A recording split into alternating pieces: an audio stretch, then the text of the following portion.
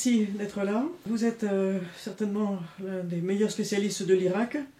On peut dire que vous avez sauvé les Irakiens de la famine et vous avez pris beaucoup de risques avec cette défense de ce peuple. Donc si vous voulez bien nous raconter comment vous avez découvert l'Irak et le général Soleimani, son rôle dans différentes batailles en Irak, et puis bien sûr le bilan que vous en faites pour l'histoire de l'Irak, qu'est-ce qu'il a apporté, qu'est-ce que sa mort apporte. Une mort aussi infâme que celle qu'il a trouvée sur son chemin, fait qu'une personnalité se met à grandir et avoir plus de poids finalement sur les vivants ou les survivants autour de lui, qui brusquement réalisent qu'il était vraiment le grand dirigeant dont ils avaient besoin. Dirigeant, meneur, aspirateur, comme on voudra, mais quelqu'un qui va pousser en avant beaucoup plus de gens encore que de son vivant. J'ai découvert l'Irak à la fin des années 70. À l'époque, je travaillais pour l'association de solidarité franco-arabe, qui était une association qui avait été créée à l'initiative du général de Gaulle pour sa politique arabe. Donc j'étais permanent dans cette association.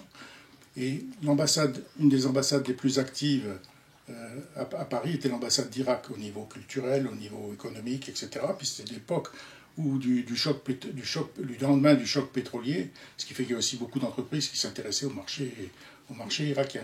Alors j'ai découvert l'Irak avant la guerre en Irak, puisque à l'époque, c'était le général Hassan el-Bakr qui était président irakien. Saddam Hussein était vice-président, il est venu ensuite. Donc j'ai vécu toute cette période-là, j'ai vécu la guerre Iran-Irak en accompagnant des journalistes sur le front irakien pendant quelques années. Et donc j'ai vu des choses, dans toute guerre, horribles au niveau destruction, parce que ça bombardait beaucoup. J'ai visité la presqu'île de Fao après le départ des troupes iraniennes, puisque à un moment donné, l'Iran avait pris la presqu'île de Fao. Mais enfin, Fao, c'est une presqu'île avec la période de Basra qui était couverte de petits canaux, de palmiers dattiers, etc. Tout ça, c'était ravagé, c'était vraiment très triste. Ensuite, l'Irak a envahi le Koweït.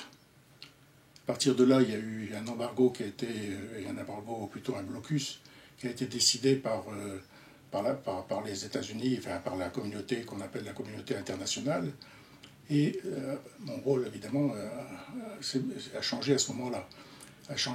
Dans la mesure où, étant toujours à l'association franco-arabe, qui s'était un peu transformée en association franco-irakienne, du fait de mes activités dans ce pays.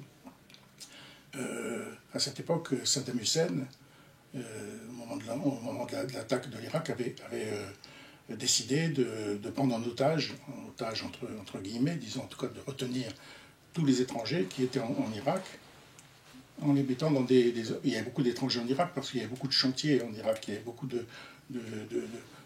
surtout de Français qui étaient en Irak pour construire des autoroutes, pour construire l'aéroport de Bagdad, etc. Et puis les étrangers qui étaient au Koweït, eux, étaient aussi pris en otage et on les mettait sur des points stratégiques pour empêcher les bombardements. Bon, moi je me suis dit, en tant que secrétaire général des amitiés franco-irakiennes, que dois-je faire ? Je me suis dit, tu vas à Bagdad et tu demandes aux dirigeants irakiens de libérer au moins les Français, parce que moi j'étais français. Bon. Avant moi, il y avait donc eu Arafat, Ben Bella, et puis le pasteur Jackson, qui était allé pour tenter de négocier pour libérer des étrangers. Donc, je ne suis pas Jackson, je ne suis pas Arafat, etc., ni Ben Bella. J'ai vu le nombre de personnes qui étaient revenues. Bon, il y avait eu une centaine de Français qui étaient là-bas.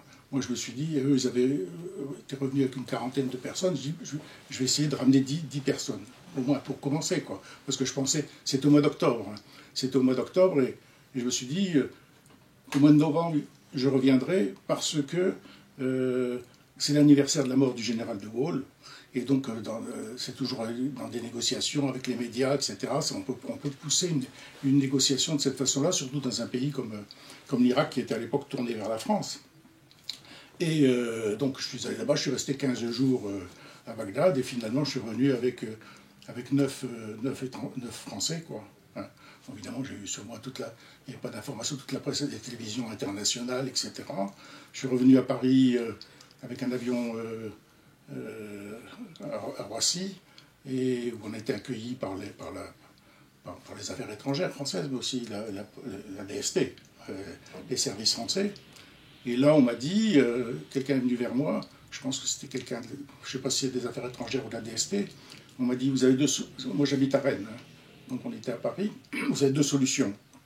Ou vous prenez cette porte, là vous avez des télévisions qui vous attendent, ou vous prenez cette autre porte, et là vous avez une station de taxi qui va vous ramener à la gare Montparnasse et vous rentrez à Rennes. Si vous choisissez les télévisions, je vous préviens tout de suite, il y a quelqu'un qui sera là, présent, et qui vous attaquera en disant que vous êtes un nazi. Bon, courageusement, j'ai pris la route des taxis, parce que j'avais d'autres projets, et donc je suis rentré chez moi à Rennes, où les gens savent très bien que je suis peut-être un nationaliste, mais je suis pas un nazi. Hein. En plus, je ne suis pas pro-allemand. Voilà. Et je rentrais à Rennes, on a fait une conférence de presse. J'ai fait une conférence de presse à Rennes, ça s'est très bien passé. Et comme le président des amitiés franco-irakiennes était un ancien ambassadeur de France à Bagdad, qu'il résidait à Lyon, c'était normal. La semaine suivante, on avait pris rendez-vous au club de la presse de Lyon pour parler de cette opération. Et de cette opération. Alors là, évidemment, il y avait tous les journalistes qui étaient présents au club de la presse. Et au moment où on a voulu prendre la parole, le club de la presse a été attaqué par d'anciens harkis de la guerre d'Algérie qui ont cassé la porte, qui sont rentrés, puis finalement l'information que l'on voulait délivrer n'a pas pu être. Parce que l'information que j'avais l'intention, moi, de délivrer, avec l'accord de l'ancien ambassadeur, et dont j'avais discuté avec le ministre de l'Information à Bagdad, je lui avais dit, écoutez, vous gardez ici 150 Français ou une centaine de Français et des étrangers, mais il y a quand même toute une population de militants à travers le monde qui est contre cet embargo, et ces gens, parmi eux, des gens qui pourraient les remplacer. Parce que tous ces gens que vous retenez en otage, entre guillemets, même si vous les retenez dans un 4 étoiles, ils sont angoissés, ils essaient de téléphoner, parce que le téléphone, à l'époque, c'était pas comme aujourd'hui, mais ils téléphonaient à leurs femmes qui leur demandent des nouvelles. La presse étrangère, évidemment, vous attaque en permanence.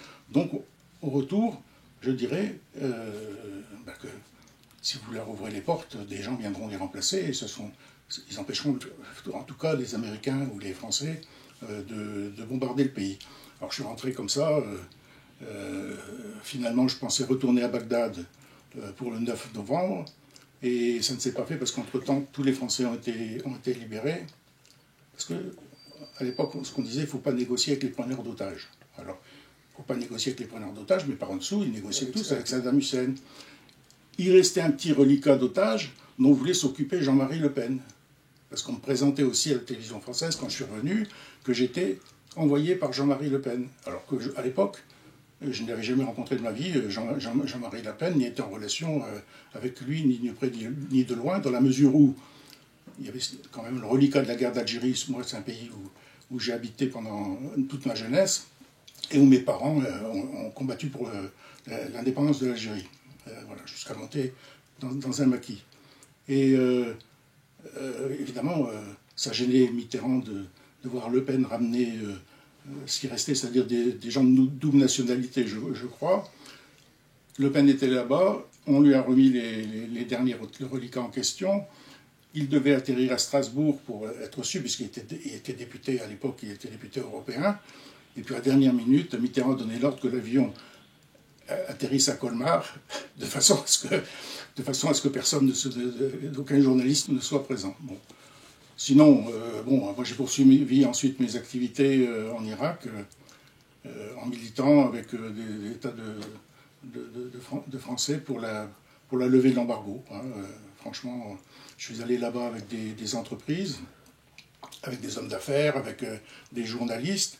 Et puis en 1996, le problème, quand on fait du militantisme comme ça, surtout à grande échelle, avec des conférences internationales, il faut quand même des moyens financiers. Pour une réunion à Athènes, il faut quand même pouvoir aller à Athènes en avion, ou alors pour inviter des journalistes à être présents ou des militants méritants à y aller, il faut des moyens financiers. Alors j'avais vu Tariq Aziz, qui était ministre disons, vice-premier ministre irakien, et qui a été ministre des Affaires étrangères. Moi, Tariq Aziz, je le connaissais depuis une bonne dizaine d'années, dans la mesure où j'avais suivi son parcours quand il était journaliste, quand il était monté en grade à l'intérieur du parti. Et je savais que les Irakiens avaient trouvé une solution pour financer toutes ces opérations contre l'embargo. La première qu'ils avaient choisie, c'était de voir du côté des États-Unis, parmi les gros groupes pétroliers, est-ce que ces groupes seraient d'accord pour financer certaines opérations aux États-Unis. Puis ça n'avait pas marché. Et donc la solution suivante, c'était de prendre contact avec des sociétés pétrolières. L'Irak étant sous embargo, ça veut dire quoi sous embargo au niveau pétrolier? Ça veut dire que l'Irak, les fonds de la vente du pétrole étaient bloqués sur un compte aux Nations Unies. Ils n'avaient pas le droit d'y toucher, enfin, ils pouvaient n'y toucher qu'à certaines conditions. Mais les entreprises pétrolières, là, ils pouvaient, eux, les choisir. C'est-à-dire, celui-là, oui, celui-là, non. Ça restait à faire. Et donc, évidemment, une société pétrolière qui aurait refusé de financer une association ou un individu, etc., pour des opérations pour la levée de l'embargo, évidemment, il les mettait sur la liste noire. Donc moi, j'avais trouvé une société, un trader français, et puis qui, lui, était en contact avec une société pétrolière en Suisse, qui était une société américaine, parce qu'il faut bien se rendre compte que la grande majorité du pétrole qui partait d'Irak, que ce soit par la Jordanie, par la Turquie ou par le Golfe, aboutissait à des Américains qui contrôlent le pétrole au niveau international. Alors il y avait le pétrole qu'ils achetaient, parce qu'à l'époque le pétrole était à $20, hein, et les Irakiens le laissaient partir à 8-9 $. Donc c'était quand même une grosse différence que quand il y a des bateaux de 300 000 tonnes, ou je ne sais pas combien, des tankers, si vous voulez. Et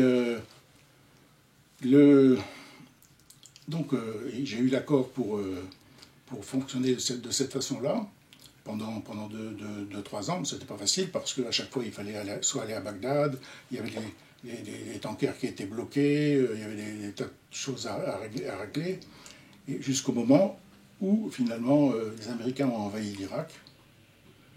Alors tout ça, évidemment, ça s'est arrêté. Non seulement ça s'est arrêté, mais en plus, il y a eu une enquête internationale concernant les individus qui avaient touché quelques cents sur le pétrole qui avait été vendu. Voilà. Alors, parce qu'il y avait des gens en Russie, des gens un peu partout en Chine et ailleurs, bien évidemment. L'enquête internationale en Russie, etc., ça n'a pas marché. Les Russes n'ont pas accepté de recevoir les enquêteurs des Nations Unies, qui étaient aussi des Américains, bien sûr, hein, à chaque fois. Et en France, ça a été différent, puisque une vingtaine de personnes ont été arrêtées, dont moi, mis en examen, dont 2 ambassadeurs de France, des hommes d'affaires, etc., qui étaient allés là-bas. Et je me suis retrouvé en cellule pendant 3 jours, les 78 heures ou 72 heures réglementaires. Ensuite, j'ai convoqué devant le juge, qui m'a confirmé la mise en examen, et qui était le juge Courroy. Et puis le procès n'a eu lieu que 10 ans plus tard. Donc on m'a retiré mon passeport, on m'a interdit de sortir du territoire métropolitain, c'est-à-dire que je ne pouvais même pas aller je suis allé en Guadeloupe, mais je ne pouvais pas sortir du territoire métropolitain. Ça a duré, le retrait de passeport et l'interdiction de sortir a duré 3 ans. Ensuite, mes comptes bancaires bloqués, toutes les difficultés jusqu'au moment où le procès a eu lieu et où j'ai été relaxé. Alors, c'était un peu du grand ridicule, parce que on vous arrête parce que vous avez soi-disant violé une résolution des Nations Unies, ce que j'ai toujours reconnu, et tout en même en disant au juge que si c'était à refaire, je le referais, et on vous relaxe, alors que d'autres ne le sont pas, qui sont enfermés aussi pour les mêmes raisons. Voilà. Donc ça, j'ai jamais compris pourquoi j'ai été relaxé avec deux autres personnes. Avec le directeur de Total, qui est mort en Russie ensuite dans un accident d'avion, et puis avec Charles Pasqua, qui lui aussi était là, mais à mon avis, je ne sais pas pourquoi on l'avait mis là, parce que vous savez, c'était aussi une affaire politique au niveau à l'époque de Sarkozy, c'est qu'on voulait, en tout cas je voyais bien avec les questions posées par les policiers économiques et aussi par le juge, ce qu'il visait, c'était Chirac. Et par Pasqua, il visait Chirac. Le problème, c'est qu'effectivement, il y avait eu en Irak un intermédiaire qui était allé là-bas pour acheter pour prendre du pétrole, mais qu'entre-temps, il était mort. Je ne sais pas si c'est passé. En tout cas, il est mort en Grande-Bretagne, ce qui fait qu'il n'était plus là. Donc, évidemment, Chirac n'a pas été touché par cette affaire, mouillé dans cette affaire. Et ensuite, donc, à partir du moment où le régime bassiste est tombé, où une constitution confessionnelle a été imposée, on va dire par les Américains, en particulier par Joe Biden, qui était avec les Israéliens le manager de cette nouvelle constitution. Le régime irakien est un régime confessionnel, la majorité chiite, et donc c'est normal, que la majorité étant la majorité, que les chiites soient majoritaires en Irak. À partir de là, moi j'ai poursuivi mes activités en suivant la résistance irakienne, parce que les Irakiens occupaient l'Irak. Et la résistance irakienne, c'était aussi bien une résistance sunnite, puisqu'on parle maintenant de religion, de sunnites, et aussi principalement de chiites, c'est-à-dire Moqtada Sadr, qui était le leader du mouvement chiite irakien, et qui, par son organisation combattait les Américains. Et puis aussi ce qu'on a appelé ensuite le Hezbollah irakien, qui, côté, disons, tenu un peu par Téhéran, combattait les Irakiens, combattait les Américains, quoi, hein. Bon, j'ai poursuivi cette activité pendant 5-6 ans, jusqu'au jour où un jour je reçois un coup de téléphone de Téhéran. Alors j'ai pensé que c'était une plaisanterie ou une provocation, parce que quand même avec tout mon passé côté irakien, qu'on m'invite à Téhéran, je trouvais que c'était un peu curieux. Alors, j'ai dit mais regardez ma page sur Wikipédia ou ce que j'ai écrit, je pense qu'il y a une erreur de casting. On dit non, on a bien suivi ce que vous faites, etc. On vous invite à une conférence si vous voulez, vous venez, mais si vous ne voulez pas venir, bon, restez chez vous, mais vous pouvez venir à cette conférence, ne rien dire, vous voyez ce qui se passe en Iran et vous retournez chez vous. J'ai accepté, ça m'a impressionné parce que,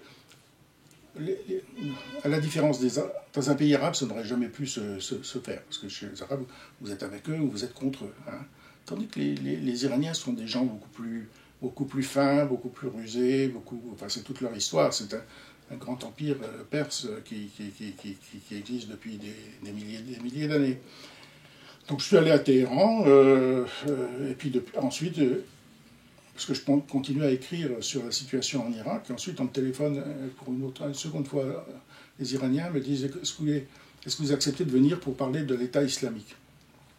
Bon, évidemment, ma position sur l'État islamique, sur ce qui s'était passé à Mossoul, etc., ou dans la région de Mossoul, n'était pas exactement la même que celle des Iraniens. Alors je leur dis écoutez, je vais vous envoyer ce que j'ai écrit. Bon, vous m'invitez, je viendrai. Sinon, c'est pas la peine que j'y aille. C'est pour tenir un autre discours.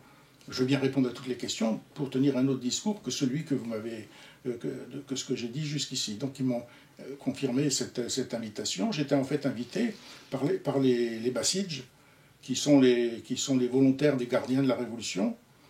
Et donc j'étais invité par les gardiens de la Révolution, puisque le deuxième jour de mon arrivée à Téhéran, on m'a amené dans un centre de formation militaire où là étaient réunis 400 Bassidj en uniforme, etc., avec devant des généraux des gardiens de la Révolution, et où je parlais pendant une vingtaine de minutes sur ce que je pensais de la situation dans la région de Mossoul, parce que à cette époque-là, il y avait encore les combats qui se déroulaient à Mossoul. J'ai répondu aux questions que m'ont posé certains Bassidj dans la salle. Et puis ensuite, il y a un général qui est monté sur scène pour me remercier, qui m'a remis un cadeau et qui m'a dit ce que vous avez dit est la vérité. Je pense pas que c'était peut-être pas. Enfin, c'est ma vision de la réalité. Continuez comme ça à l'être en France. Donc ça m'a beaucoup impressionné parce que dans un pays arabe, on ne vous aurait pas laissé dire aller à l'encontre du discours officiel, que ce soit en Égypte et même en Algérie, encore moins au Maroc.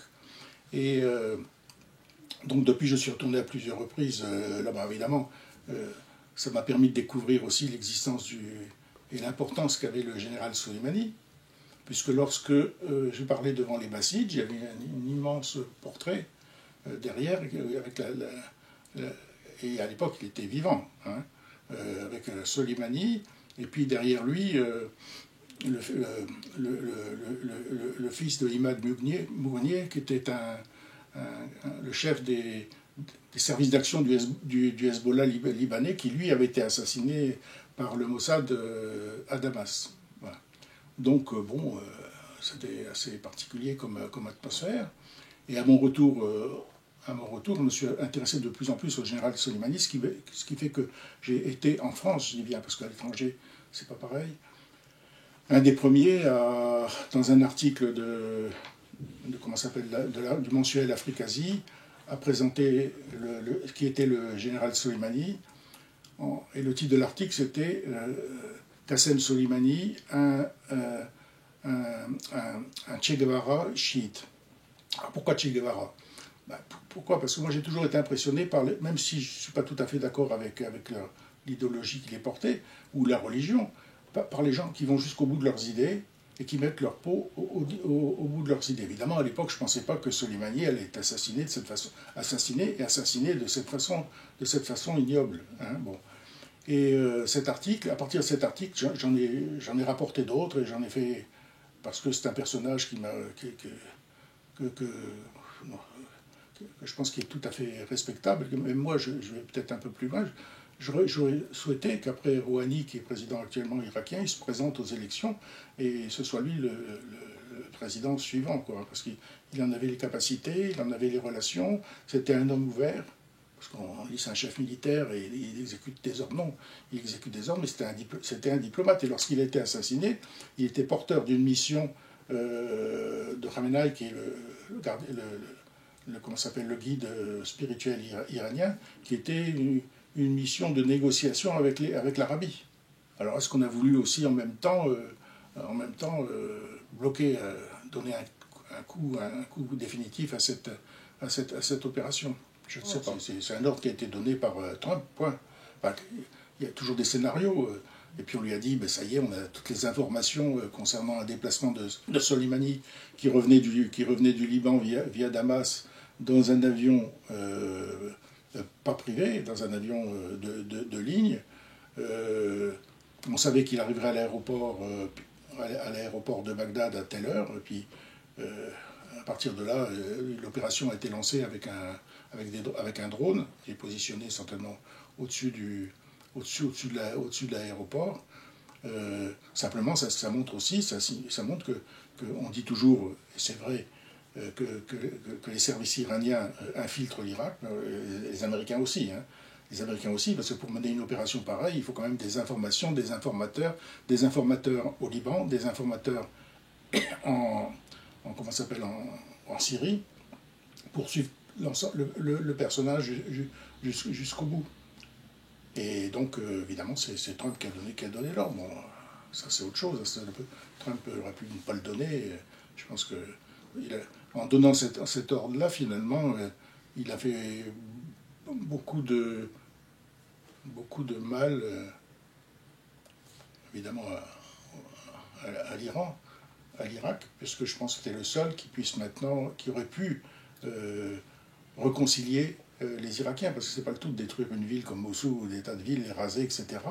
Et que les sunnites, puisque ces régimes confessionnels sont dans des camps, il faut quand même les en sortir, trouver un moyen de réconciliation. Tant qu'il n'y aura pas de réconciliation, ce sera le chaos là-bas et des possibilités d'intervention des nations étrangères, que ce soit les États-Unis, la France ou la Turquie. Ou Israël, bien sûr. Ah si, tout à fait. C'était l'intérêt d'Israël de l'éliminer, parce que tout ce que souhaitent les Israéliens, c'est que l'Irak ne se relève jamais. Ni l'Irak, ni l'Iran. Ni l'Irak. Pour l'instant, l'Iran est debout. L'Iran est debout, mais l'Irak, pour se relever, étant donné la corruption qui s'est installée dans le pays pendant 10 ans, des milliards de pétrole, je sais ce que c'est que le pétrole, et ce que peut rapporter le pétrole, et finalement, le pays n'a pas d'électricité, ou pour ainsi dire pas d'électricité, où les hôpitaux n'ont pas été détruits, n'ont pas été reconstruits, où il n'y a pas d'eau potable à Bassora, les gens sont obligés, ni d'usine de dessalement des eaux. Après la première guerre du Golfe, les Américains avaient bombardé une partie de l'Irak, les ponts, etc., sur le long du Tigre, etc. Des usines électriques, tout a été remis en 6 mois. Bon, ça je l'ai vu. Bon, pourquoi ça ne s'est pas fait en 15 ans maintenant? Parce que, hop, c'est parti dans tous les sens, l'argent. Et ça, aussi bien comment ça s'appelle, les Iraniens sont, à mon avis, ensuite aussi responsables un peu de cela, parce qu'ils pourraient très bien faire en sorte que la corruption, parce que la corruption, c'est bien la corruption en Irak. L'Irak ne se relève pas. Mais la corruption, c'est rampant, ça va aussi dans son propre pays. Donc, je pense que Soleimani, avec son charisme, sa connaissance des Irakiens, aurait pu mettre un terme à tout cela. Et le moment était venu, parce que ça ne pouvait pas durer, ça ne peut pas durer. Vous pourriez nous en dire plus sur les différentes batailles auxquelles il a participé? D'abord dans la guerre contre l'Iran, dans la province du Khouzistan, dans la capitale Ahwaz. Donc c'est à cette occasion qu'il devient le chef de la 41e division Tarala, et chef de la force Al-Quds des gardiens de la Révolution. Donc son rôle précis, c'était un tout jeune homme. Commence sa carrière militaire là-bas. C'est un tout jeune homme et assez petit de taille. Oui. Ce qui fait qu'il allait de l'autre côté des lignes ennemies et pouvait passer à travers les champs de mines, etc. Enfin, je veux dire, il aurait pu laisser sa vie, parce qu'il y en a beaucoup, quand je dis beaucoup, énormément d'Iraniens qui ont laissé leur vie sur les champs de mines ou dans les marais. Parce que la région du Khouzistan, c'est-à-dire ce que les Arabes appellent l'Arabistan, c'est une région qui est dans le sud, mais qui déborde sur l'Irak, je veux dire, au niveau territorial, les marais, etc. Et effectivement, c'était une région terrible, une région où énormément d'Iraniens ont été tués, parce que c'était une époque où c'était des offensives. C'est-à-dire que vous aviez, je sais pas moi, 80 000 personnes qui montaient à l'assaut. 80 000 personnes, souvent des jeunes. Et que de l'autre côté, il y avait tous les réseaux barbelés, les mines, etc., et les chars irakiens, et que bien peu passaient. Ils sont passés dans la région ils ont envahi la région de Fao, ils ont pu la tenir pendant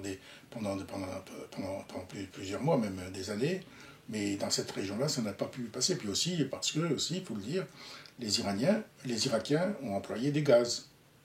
Alors évidemment, les premiers à arriver, peut-être à passer des lignes, et puis quand ils se retournaient, qu'est-ce qu'il y avait derrière? Il n'y avait plus personne. Il n'y avait plus personne parce que tout était gazé. Alors, moi, ce que j'ai toujours regretté, effectivement, les gaz ont été utilisés dans le nord, au Kurdistan, une fois par l'armée irakienne. J'ai visité comment ça s'appelle, à Téhéran. Il y a un musée justement concernant cette opération irakienne, mais parce que ce que j'ai dit d'ailleurs lorsque j'étais en Iran, c'est que je regrette qu'on ne parle jamais de ces gaz qui ont été utilisés sur le champ de bataille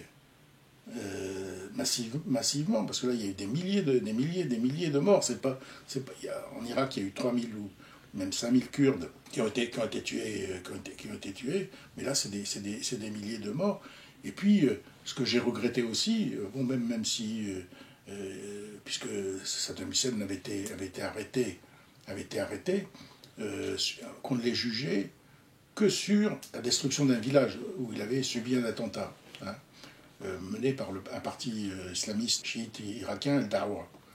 C'est-à-dire qu'il y avait, à l'époque, Saddam Hussein allait chez faisait des visites dans les maisons irakiennes, et il regardait dans le frigo, si le gars n'avait pas de voiture, il lui offrait une voiture, dans le frigo, il n'y a pas de frigo, il ne marche pas, les jours suivants, il y avait un frigo neuf qui arrivait, etc. Et là, le parti de Dawa avait monté une opération, c'est-à-dire que avait su qu'il allait dans l'annonce qu'il allait dans tel village, et donc il y avait donc des militantes chiites, parce qu'il y avait plusieurs voitures de la présidence, évidemment, on ne savait jamais dans quelle voiture ils montaient, et donc il y avait des militants chiites avec du henné sur les mains, qui, à la dernière minute, une a placé sa main sur la voiture où était Saddam, ce qui signalait aux gens qui étaient cachés dans les environs avec des armes, de tirer sur cette voiture. Il en a réchappé, il s'est vengé, tout le monde se venge, hein, c'est pas seulement en Irak, et donc une partie du village a été rasée et les gens fusillés. On l'a jugé là-dessus, mais pourquoi n'a-t-on pas abordé la question des gaz? Parce que la question des gaz, c'est qui a vendu, c'était pas les Irakiens qui fabriquaient les gaz. Qui les a vendus? Qui en France y a coopéré? Qui en Suisse ou en Allemagne y ont coopéré? Ça touchait trop de personnes et ça touchait trop de... Et ça, je regrette qu'on ne l'ait pas abordé, parce que moi, c'est la vérité, il faut voir les choses telles qu'elles sont. Je veux dire, les gaz ne sont pas apparus comme ça, par miracle, dans l'armement des Irakiens. Alors, dans le sud, justement, c'était Kouzistan et autres, parce que le Kouzistan a été envahi par Ahwaz aussi, par l'armée irakienne au tout début de la guerre. Donc les combats étaient terribles, parce que l'imam Khomeini avait donc décidé qu'il fallait libérer. C'était pas possible d'être occupé par les Irakiens, et donc il y avait toutes ces offensives qui pour repousser l'armée irakienne, et les Iraniens ont réussi à la repousser. Parmi ces gens-là, il y avait des jeunes courageux, mais qui sont passés sous les balles, ou qui ont eu beaucoup de chance. Hein. Et parmi eux, il y avait Soleimani, qui à l'époque n'était évidemment pas général, donc il est monté en grade.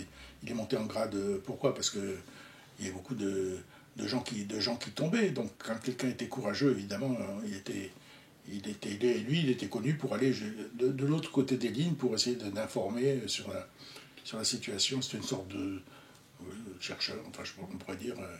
Et donc il est monté comme ça en grade. Et pour les Irakiens, déjà à l'époque, on le considérait comme un martyr vivant. Voilà. Martyr vivant, ça veut dire que tu as eu beaucoup de chance, ou que Dieu si tu as survécu à tout ça, c'est parce que Dieu l'a voulu. Et d'une certaine façon, je pense que pas d'une certaine façon, Soleimani était considéré comme une sorte, ce qu'on pourrait considérer peut-être chez les catholiques ou ici en Occident, comme un saint. C'est-à-dire que quand on l'approchait, on pouvait même, le fait de le toucher, ça pouvait vous sauver, monter au paradis.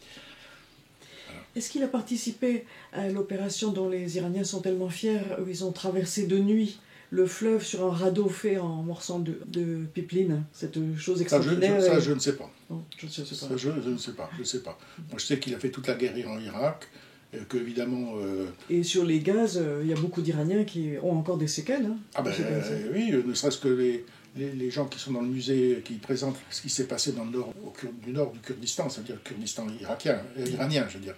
Et donc, certains étaient encore touchés par... oui, c'est comme après la guerre 14, hein, tout simplement. Il y avait les gueules cassées, mais il y avait aussi les gens qui avaient été gazés dans les tranchées. Quoi. Pour la bataille de Mossoul, le 10 juin 2014, ensuite les batailles d'Amerli, d'Al-Anbar. La bataille de Mossoul, c'est aussi l'occupation. Après que les Américains soient quitté le territoire, quitté une partie des Américains, qu'Obama ait donné l'ordre à l'armée américaine de revenir aux États-Unis. Bon, il y a eu quand même des casernes américaines pour former l'Irak qui existait. Et l'État islamique, on va dire Al-Qaïda en Irak, ça s'appelait comme ça, Al-Qaïda en Irak. Al-Qaïda est monté en puissance. Al-Qaïda en Irak, c'est une organisation sunnite extrémiste, liée plus ou moins à Al-Qaïda dans les montagnes d'Afghanistan, mais enfin c'était surtout pour s'appeler Al-Qaïda, parce que c'est un nom connu médiatiquement, il montait en puissance. Et à l'époque, avait négocié avec le parti basse clandestin pour prendre Mossoul, prendre le pouvoir à Mossoul. Bon, ça, c'était encore une ruse des gens d'Al-Qaïda, puisqu'ils voulaient se servir des anciens bassistes pour les aider à reprendre la région, Mossoul et sa région. Ce qui fait que lorsqu'il y a eu cette opération impressionnante d'ailleurs de véhicules Toyota et autres qui est entré dans Mossoul avec le soutien de la population moussouliote, c'était simplement parce qu'il y avait aussi le parti basse qui avait organisé cette affaire-là. C'est ce que d'ailleurs j'ai expliqué lorsque j'ai été invité par les Bassidj.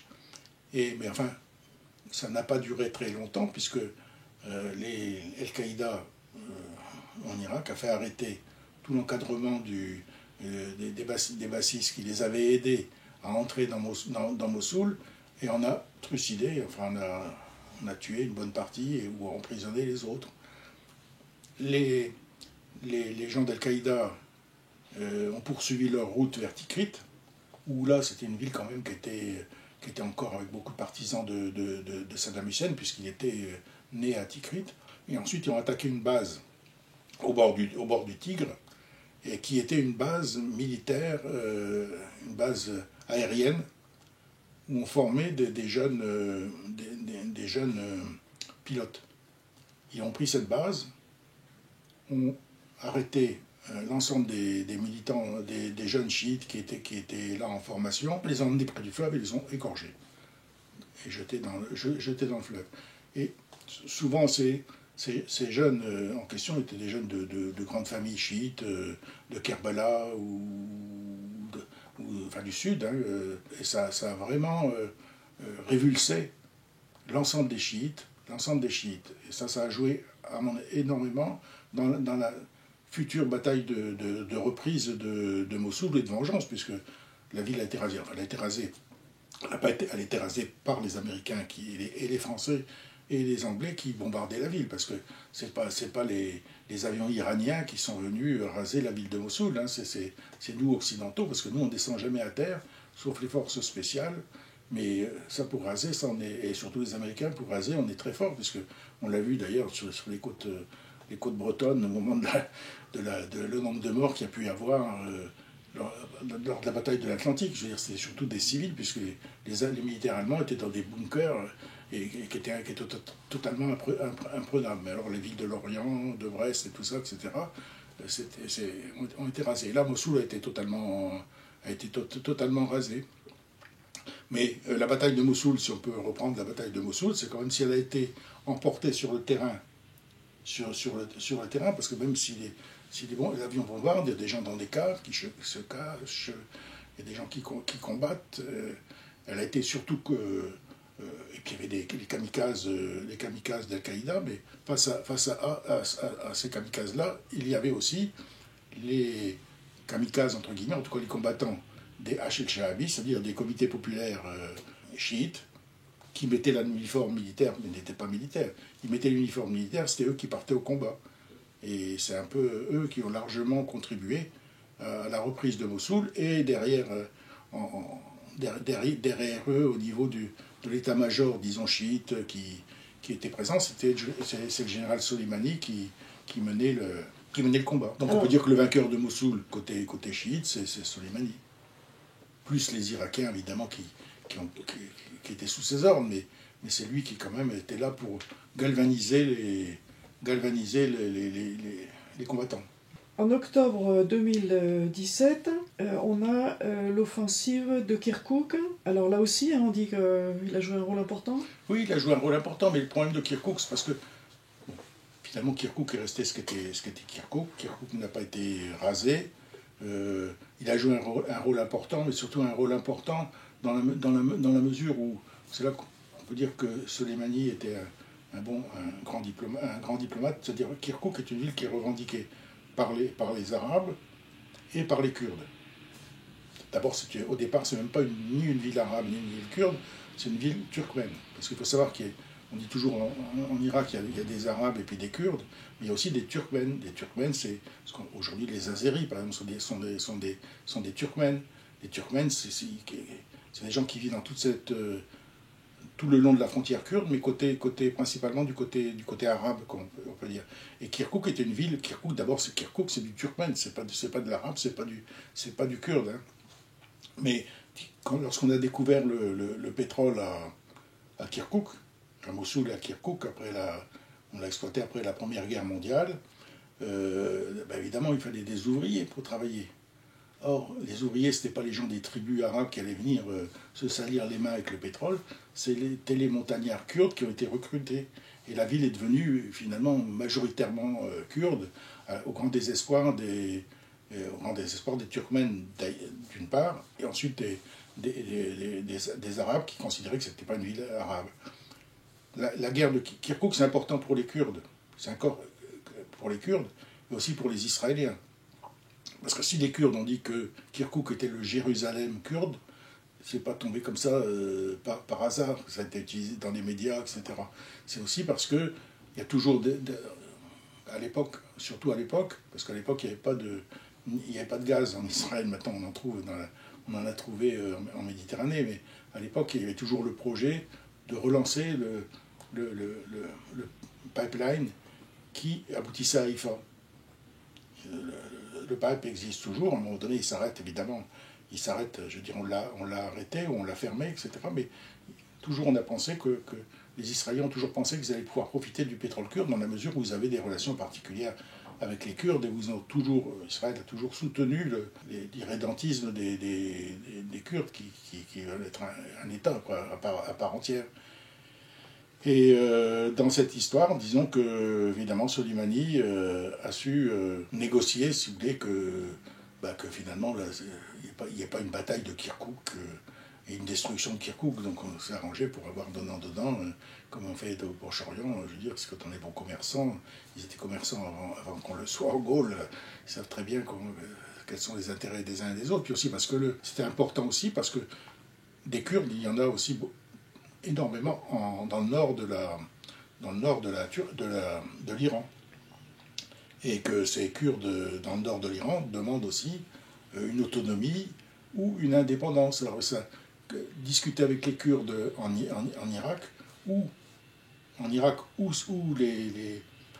Kurdes iraniens ont des bases des bases d'entraînement, etc.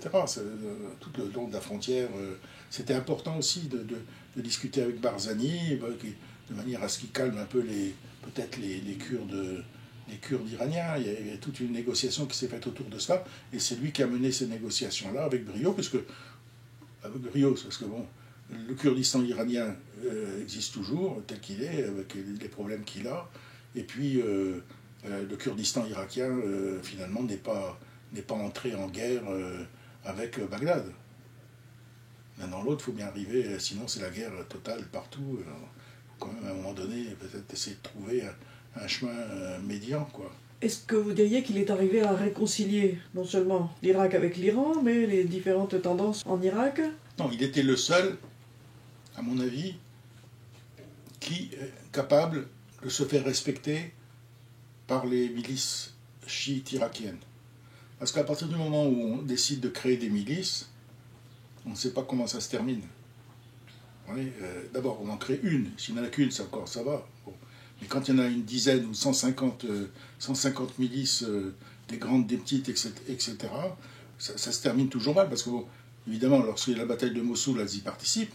Mais lorsqu'il n'y a plus de bataille, qu'est-ce qu'ils font, ces gens-là? Ces gens-là, ils raquettent. Et donc, ils se font détester par la population. Vous avez, par exemple, une milice. Il avait été créé une milice chrétienne, par exemple. Une milice d'un autre peuple du bordure du Kurdistan qui s'appelle les Shabaks. Shabaks, c'est des plus ou moins chiites. Bon. Mais aujourd'hui, ces Shabaks se sont détestés parce qu'ils raquettent les chrétiens, ils raquettent tous les gens qui passent. Je veux dire, ça ne peut pas durer. Une des raisons du succès de l'État islamique ou d'Al-Qaïda lorsqu'ils ont pris Mossoul, c'est parce qu'il y avait cette situation-là, c'est-à-dire il y avait un racket de l'armée irakienne qui occupait la région de Mossoul à l'époque, qui rackettait les gens, donc ils étaient détestés. Le résultat, ça a été quoi? Il y a eu, je sais pas, combien il y a eu de gens d'Al-Qaïda qui sont arrivés? Il y a peut-être eu, mettons, 500 ou même pas 1000. Il y avait 60 000 personnes, 60 000 militaires irakiens à Mossoul avec les policiers, etc., qui ont fui, qui ont plié bagages. Ce qui est totalement incroyable. Donc, si on se fait détester, ça recommence, ça ne peut qu'aboutir à ça, la population. Et là, en plus, à la différence à l'époque, c'est que, bon, évidemment, à l'époque, les gens vivaient chez eux à Mossoul et bon, ils voyageaient à travers l'Irak. Bon. Tandis que la population de Mossoul, elle est où? Elle est dans des camps, sous des tentes, où il fait 50 degrés l'été, où il fait en dessous de zéro l'hiver, alimenté par je ne sais quoi, plus le Covid aujourd'hui. Ou la Covid, je ne sais pas. Et donc, ils se font détester.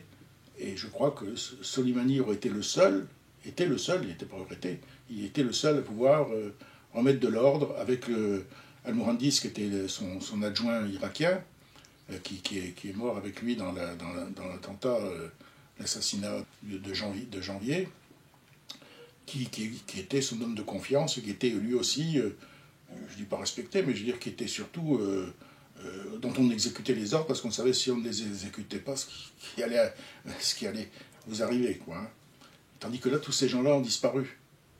Donc la situation, tous les petits chefs de milice veulent être le grand chef. Le remplaçant de Soleimani, d'abord le remplaçant de Soleimani parle difficilement l'arabe, ce qui n'était pas le cas de Soleimani. Et il n'est pas moins connu, mais il n'est pas charismatique, c'est pas un saint. Hein, considéré comme un saint, et donc il a du mal à se faire respecter. Bon, tout le monde va lui dire oui, chef, etc. Mais dès qu'il aura le dos tourné, ils iront faire payer une sorte de dîme à la pompe à essence pour ramasser du fric. Et ça ne peut pas durer éternellement. Donc, je ne sais pas combien de temps ça durera, mais ça va encore exploser. On a dit que les gardiens de la Révolution étaient très extrémistes, très portés à la cruauté, à la répression contre les civils. Est-ce qu'il y a des légendes qui circulent, des rumeurs? Est-ce que Soleimani était plus bienveillant? Soleimani était le chef de la brigade El-Quds, oui, qui était la brigade chargée de l'exportation de la Révolution islamique. C'est un corps spécial au sein des gardiens de la Révolution. Ce n'était pas lui qui était chargé, il n'a jamais été chargé de faire respecter l'ordre ou de disperser des manifestations en Iran. Lui, c'était l'exportation de la révolution. C'est pour ça que je l'ai appelé un peu le Che Guevara chiite, qui voulait exporter la révolution cubaine. Lui, c'était ça. Donc, c'était le relationnel avec les révolutionnaires libanais, avec avec le gouvernement syrien et les chiites à travers le monde. Il dirigeait cela. Il n'était pas là pour... évidemment, attention, lorsque vous dirigez une organisation et que face à vous, vous avez le Mossad, vous avez des services des pays qui ne sont pas d'accord avec vous, etc., évidemment, il y a toujours des morts, quoi, hein, d'un côté et de l'autre. Maintenant, tout ça, si ces morts sont montés en épingle et qu'on parle pas, on parle de certains deux poids deux mesures, des morts d'un côté et pas des morts de l'autre, voilà. Et à son avis, quel était donc l'ennemi principal? C'était l'impérialisme américain, Israël, l'Arabie? Je pense l'impérialisme américain, parce que Israël fait partie de l'impérialisme américain au Proche-Orient. Je veux dire, Israël, c'est quand même... Enfin, pour moi, si moi j'ai toujours... depuis j'avais 20 ans en Algérie, soutenu la résistance palestinienne, parce que je considérais que l'occupation par les Juifs venus d'Europe était une colonisation, pas une colonisation religieuse, mais c'était une colonisation comme d'ailleurs les États-Unis ont été colonisés par des comment ça s'appelle, des religieux, des groupes religieux, des sectes religieuses britanniques et autres qui sont entrés aux États-Unis pour faire une sorte d'Israël aussi à l'époque. C'était biblique, mais non, c'est l'impérialisme américain, parce que bon, c'est quand même la force la plus manipulatrice de la région sous toutes ses formes. Donc Israël, c'était un objectif. C'était un objectif, mais lui, il n'y a pas de chiites en Israël, hein. Donc ça ne peut être une opération militaire iranienne contre Israël ne peut se faire que militairement avec des troupes. Bon, il avait effectivement des relations avec quelques milices chiites postés avec le Hezbollah, bien sûr, hein, ces relations, et avec des milices chiites irakiennes qui étaient en Syrie, mais c'était principalement pour lutter contre les Al-Qaïda. Quand j'ai été invité à Kerbala, j'ai entendu beaucoup de témoignages de gens vraiment horrifiés par l'État islamique. Donc vous pensez que c'est un seul côté, un seul aspect de la chose, et que l'État islamique a quand même été populaire au début, à un moment? Pas à Kerbala. Pas à Kerbala, jamais. Hein. Non, pas à Kerbala. Ni à Kerbala. Mais à Mossoul, bah oui, à Mossoul, c'est parce que, d'abord, d'une part, ce sont des sunnites. Al-Qaïda, c'est quand même sunnite. Oui. Bon. Même si ce sont des extrémistes sunnites, ce sont des sunnites. Hein.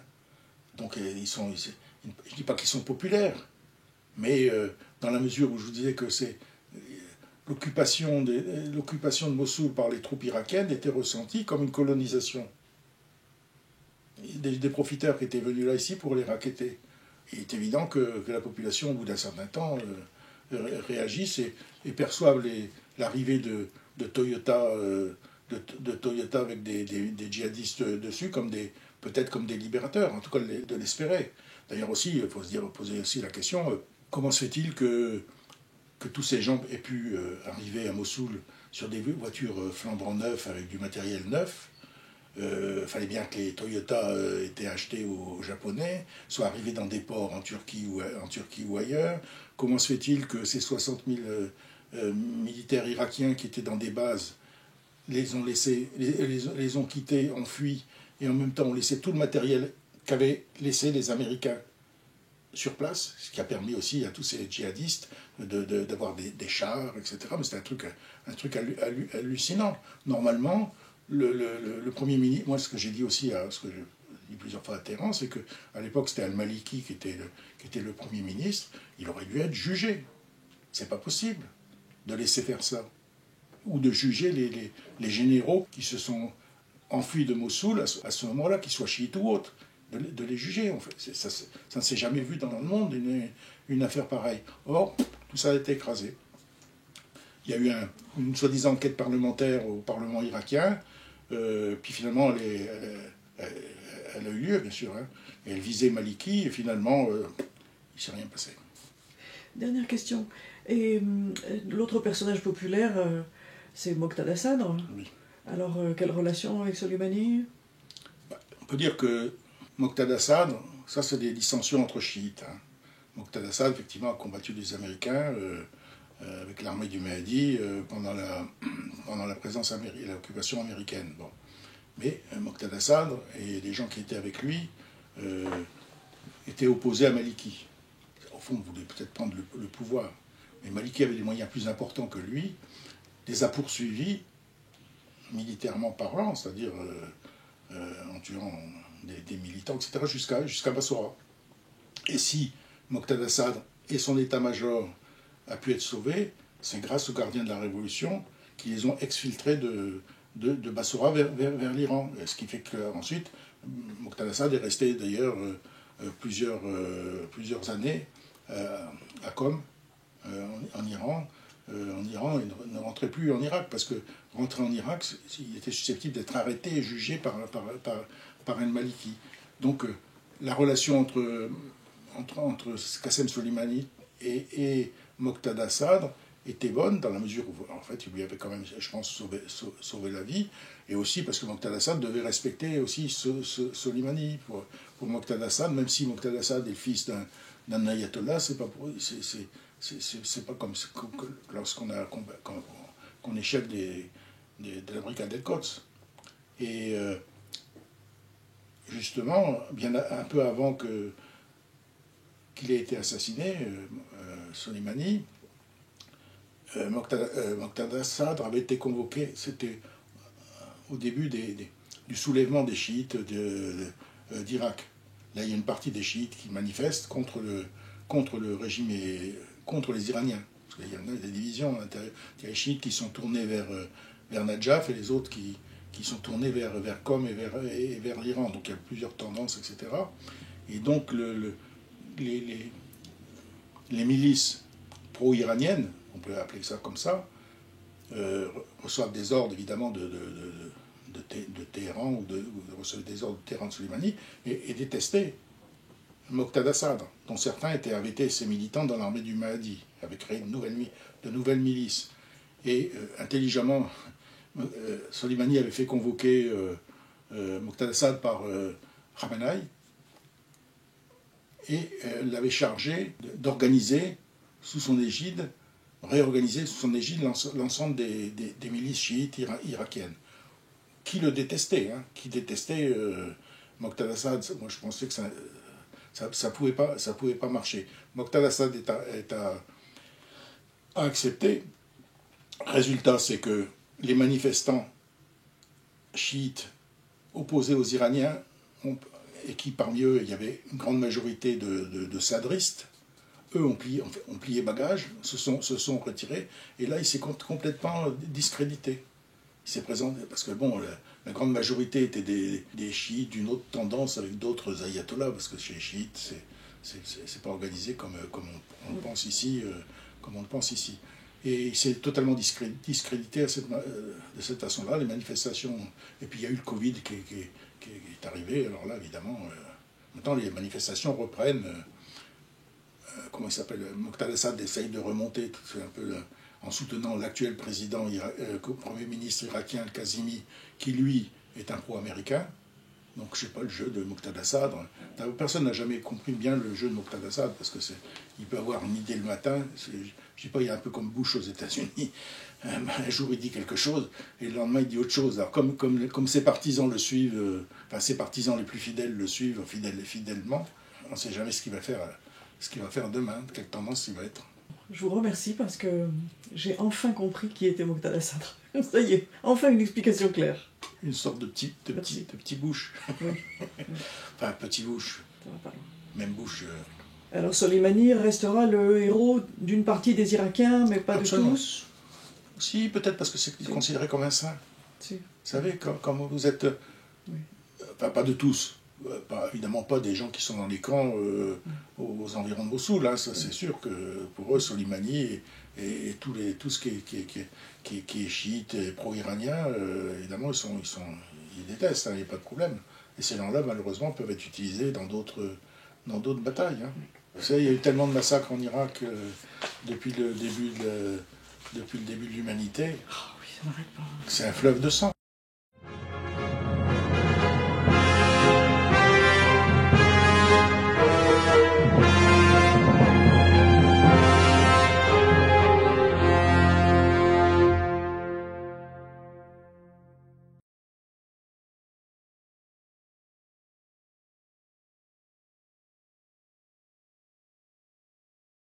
Les paradis terrestres, c'était juste l'embouchure des deux fleuves. Dans les années 80, où effectivement il y avait encore ce qu'on disait être l'arbre d'Adam et Ève. C'est-à-dire un arbre qui était là depuis, et qui, d'ailleurs, même lorsqu'on lit de vieux textes de voyageurs arabes ou persans, il y a des siècles, l'arbre était là. L'arbre était là. Et c'est fertile. Hein? C'est fertile. Ah oui, là c'est très fertile, sauf que maintenant, tout ça, avec les guerres. Tout a été détruit. Non, d'une part, et puis l'eau, le sel remonte de la terre. Donc ça liquide tout, quoi. Et l'arbre a été, lui, détruit pendant la deuxième guerre du Golfe. Il a été rasé et il a disparu à ce moment-là. Alors, je ne sais pas s'il va reprendre, parce qu'il y a peut-être des racines quelque part qui ne sont pas mortes. Je ne sais pas. Et voilà. Mais c'est effectivement le paradis terrestre. Si vous lisez la Bible, c'est copier-coller de textes mésopotamiens. Moi, comme j'ai fait un guide, donc je voulais aller sur les tombes des prophètes juifs de la Bible. Bon, j'ai fait le tour à l'époque. Les tombeaux sont restés érigés, ça n'a pas été détruit ni rasé, c'est respecté. Et souvent, vous avez des gens qui vont prier là-bas, qui ne sont pas juifs, bien sûr, mais qui sont des gens du cru, quoi, qui considèrent Est-ce qu'ils ne peuvent pas servir à Israël pour revendiquer... Ah si, bien sûr. Ils sont pris si, actuellement, oui. Allez. Ah oui. Là-bas, il y a une ville qui s'appelle Kifel, qui est juste à côté de Najaf, par le Najaf Koufa. Je suis allé, moi, à l'époque de Saddam, là-bas. Bon. Et là, c'était une ville, à l'époque, qui, dans le temps, je dirais pas le départ des Juifs d'Irak, est une ville juive. Le souk, c'est un très beau souk en bois, tout ça, c'est une ville juive. Et là, il y avait le tombeau d'Ézéchiel. Bon, le tombeau d'Ézéchiel, j'y suis allé, on pouvait le visiter sans problème.